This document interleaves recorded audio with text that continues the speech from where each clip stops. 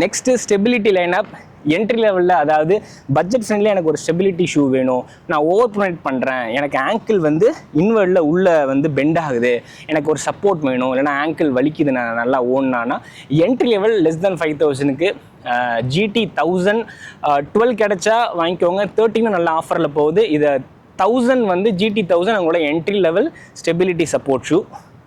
அப்படியே இன்டர்மீடியட்டாக வந்தீங்கன்னா அவங்கள GT 2000. இதுவும் இந்த ரெண்டுமே லைட் வெயிட் 260 கிராம் தான். இதுவும் 260, அதுவும் 260, எதுவுமே ஹெவியர் இல்லை. இதுவும் 260 கிராம். ஒரு இன்டர்மீடியேட்டில் என்ட்ரி லெவல் ப்ரீமியம் ஸ்டெபிலிட்டி ஷூனா GT 2000 13 or 12 ரொம்ப ரொம்ப சேஃபான ஒரு shoe. Walking, half marathon, even full marathon போலும். I have reviewed it. Detail review நான் போட்டிருக்கேன், யூடியூப்பில் பாருங்கள். ப்ரீமியம் லெவல் ஒரு stability support shoe, safe bet அப்படின்னா கயனோ அடிச்சிக்க எந்த ஒரு support shoe or stability shoe மார்க்கெட்டில் இல்லை.